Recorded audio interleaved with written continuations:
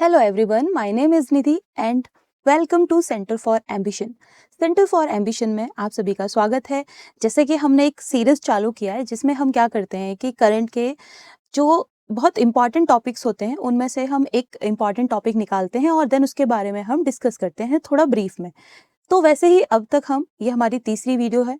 इससे पहले हम डिस्कस कर चुके हैं about the section 69A and G7 countries जो अभी रिसेंट सबमिट हुआ है G7 का, उसके बारे में बात कर चुके हैं। और आज हम बात करने वाले हैं मेकेदातु प्रोजेक्ट के बारे में।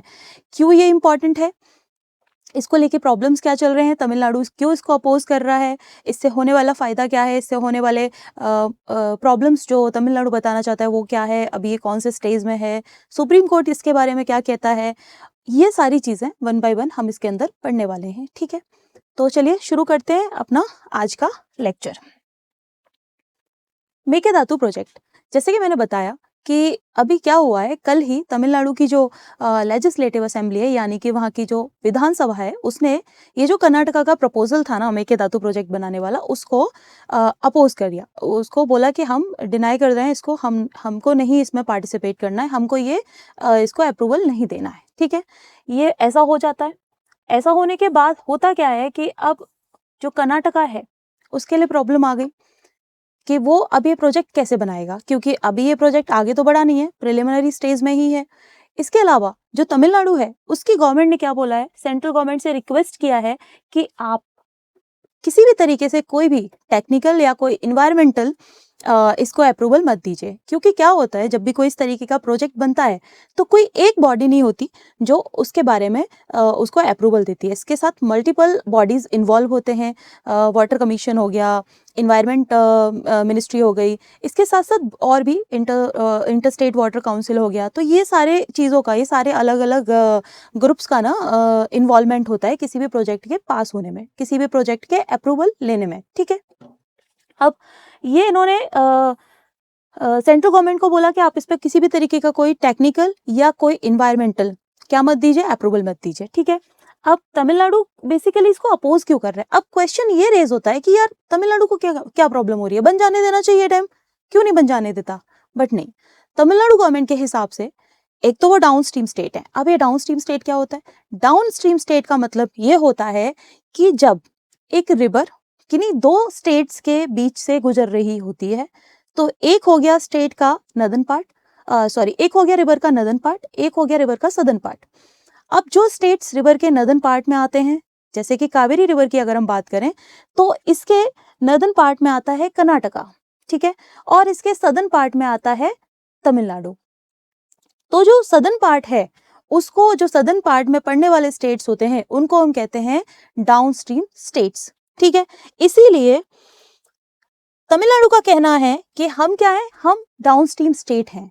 ठीक है, और इसके साथ इससे होने वाला प्रॉब्लम क्या है कि हमारे यहाँ पे ये वाटर स्कैरिसिटी कर देगा, पानी का प्रॉब्लम हमारे यहाँ पे हो जाएगा। दूसरा, हमारे यहाँ पे इन्वायरमेंटल कंसर्न्स भी रेज हो जाएंगे।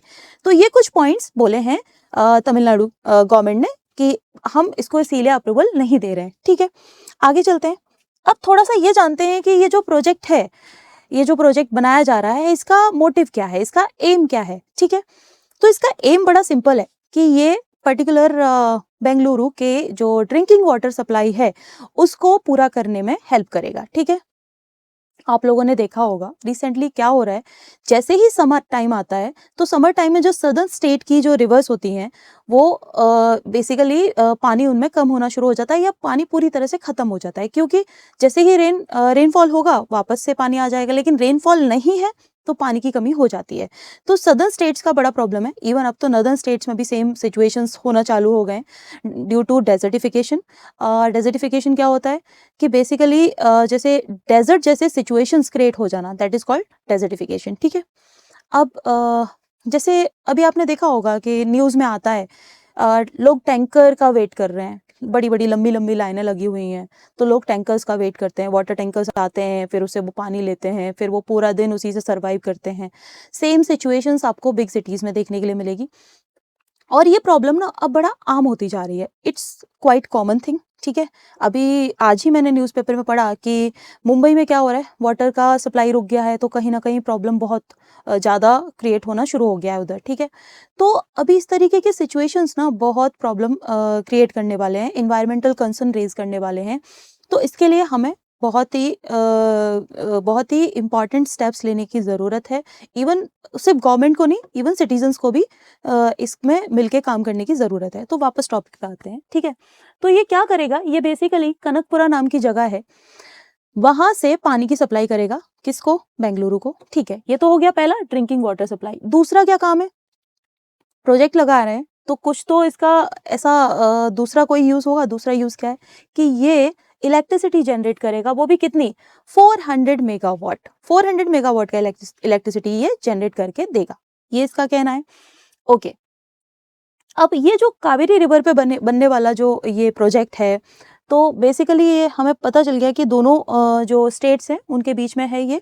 अब आगे बढ़ते हैं कि ये जब मुद्दा आगे जाता है, ये मुद्दा इतना बड़ा हो जाता है कि सुप्रीम कोर्ट तक चले जाते हैं। तो सुप्रीम कोर्ट इसमें एक वाटर शेयरिंग जो है, वाटर शेयरिंग करके एक वर्डिक्ट देते हैं। उनका कहना होता है कि देखो, इतना इतना वाटर शेयर होगा बिटवीन द बोथ स्टेट्स, जिससे क्या होगा, पानी का प्रॉब्लम ना तो कर्नाटका में होगा, ना ही तमिलनाडु में होगा। दोनों स्टेट्स को अच्छे से पानी मिलता रहेगा। तो इसमें इन्होंने कहा था कि जो कर्नाटका है, क्योंकि मैंने अभी बताया वो नदर्न साइड में आ जाता है, ठीक है, नदर्न स्ट्रीम स्टेट हो गया। वहीं तमिलनाडु क्या है, डाउनवर्ड यानी कि साउथ स्ट्रीम स्टेट हो गया, ठीक है। अब जब हम कर्नाटका की बात करेंगे तो सुप्रीम कोर्ट ने कहा कि कर्नाटका 177.25 टीएमसी यानी कि 177.25 thousand million cubic feet water release करेगा।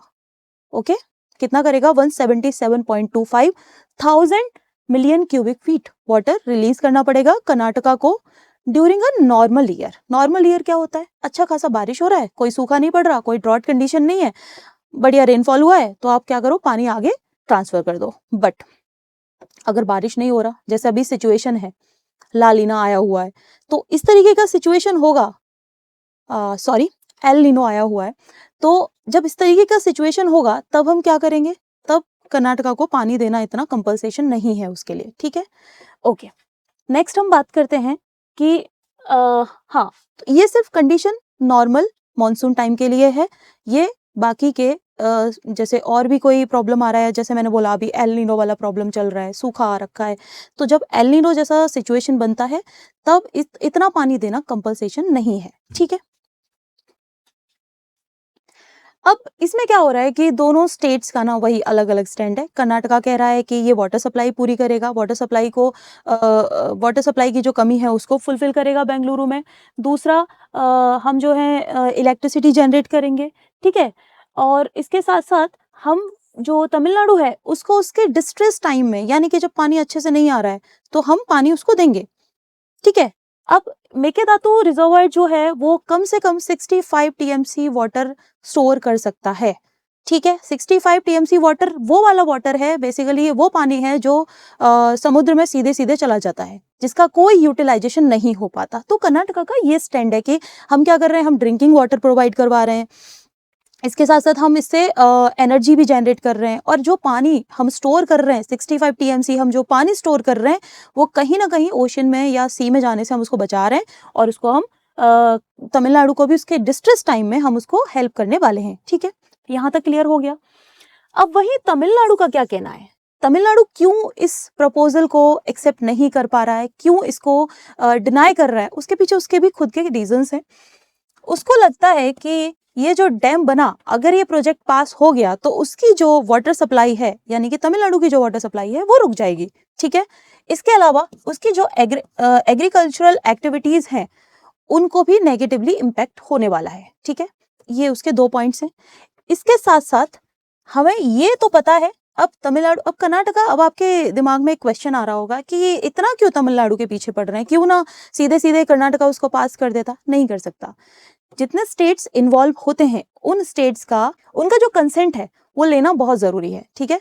उनका कंसेंट लेना बहुत जरूरी होता है, बहुत ही मैंडेटरी होता है, ठीक है। इसीलिए क्या हो रहा है, इसीलिए कर्नाटका इस बिल को पास नहीं कर पा रहा है, इस प्रोजेक्ट को आगे नहीं बढ़ा पा रहा है, क्योंकि तमिलनाडु उस कंसेंट नहीं दे रहा है अपना, और जो कि बहुत ही मैंडेटरी है। ठीक है, यहाँ तक समझ में आ गया।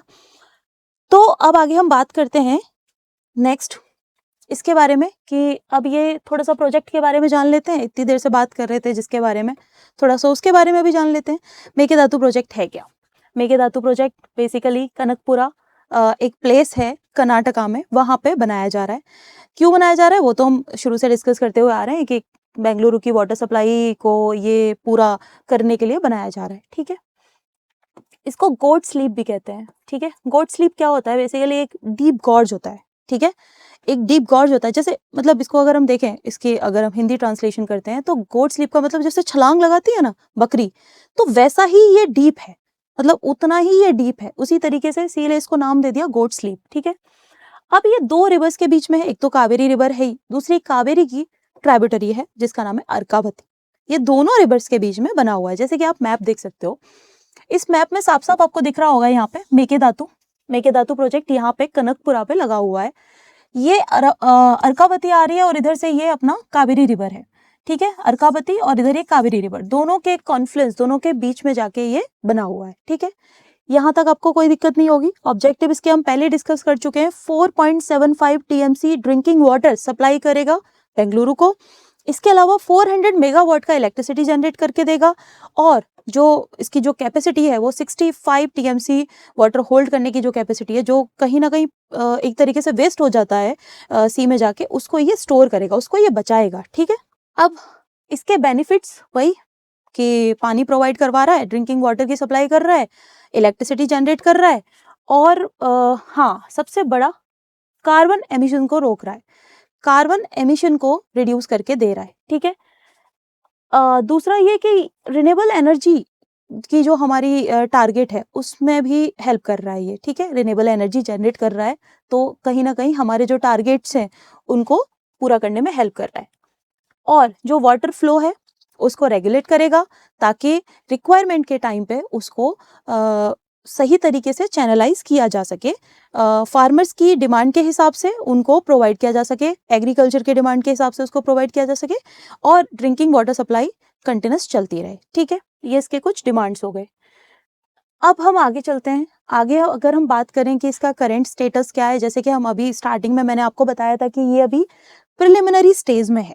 प्रिलिमिनरी स्टेज का मतलब होता है कि अभी ये अपने शुरुआती फेज में है, अभी इस पे कोई आगे चर्चा नहीं हो पा रही, अभी तक ये फाइनलाइज नहीं हुआ है ये प्रोजेक्ट, क्योंकि तमिलनाडु का कंसेंट नहीं मिल पा रहा है। और मैंने बताया कि जब भी दो स्टेट्स के बीच की बात आती है तो दूसरे स्टेट का जो कंसेंट है वो बहुत ही इंपॉर्टेंट हो जाता है। दैट इज मैंडेटरी, कि मैंडेटरी है तमिलनाडु के लिए अपना कंसेंट देना, यानी कि कर्नाटका के लिए इंपॉर्टेंट हो जाता है कि उसे अगर ये प्रोजेक्ट पे काम करना है तो उसको तमिलनाडु का कंसेंट लेना ही पड़ेगा। ठीक है, ये यहाँ तक क्लियर हुआ। नेक्स्ट हम बात करते हैं कि मैंने बताया प्रिलिमिनरी स्टेज में, अपने शुरुआती फेज में है अभी, तो अभी इस पे कोई क्लियरेंस या इसको अभी कोई अप्रूवल नहीं मिला है, अभी सिर्फ डिस्कशन चल रहा है। ठीक है, नेक्स्ट हम बात करते हैं कि अभी क्लियरेंस इतनी देर से हम बात कर रहे हैं, अप्रूवल की बात कर रहे हैं, और कौन से ऐसे एजेंसीज हैं जो क्लियरेंस देते हैं, अप्रूव करते हैं।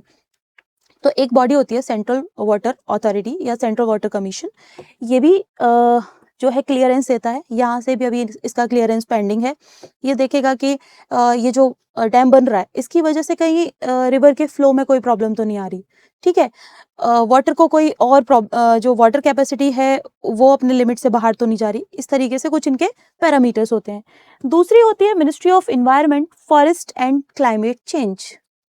ये मिनिस्ट्री भी चेक करेगी कि इस डैम के बनने से, इस प्रोजेक्ट के बनने से कोई कंसर्न तो नहीं है, कोई इन्वायरमेंटल कंसर्न तो नहीं है, कोई क्लाइमेटिक चेंज तो नहीं हो रहा है। ये सारी चीजें इनको देखना है।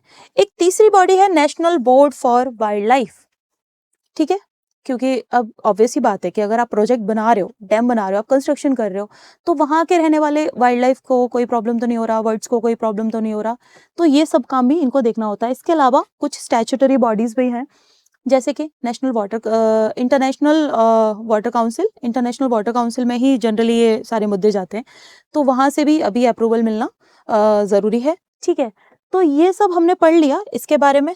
आगे जब भी कोई प्रोसेस होगा, इसमें कोई और प्रोग्रेस होता है, वो हम बात करेंगे। बाकी तमिलनाडु इसको अपोज कर रहा है, उसके सिंपल से कुछ रीजंस हैं कि उसके जो एग्रीकल्चरल एक्टिविटीज़ हैं उनको प्रॉब्लम होगा, वाटर सप्लाई रुक जाएगी, ठीक है, कहीं ना कहीं उसके लिए सिचुएशन डिस्ट्रेस हो जाएगी। तो ये कुछ चीज़ें हैं। और इसके अलावा एक इम्पॉर्टेंट बात और ये है कि जो स्टेट है उसका क्लेम है कि ये जो प्रोजेक्ट है वो वायलेट करता है final verdict of the Kaveri water dispute tribunal, ठीक है।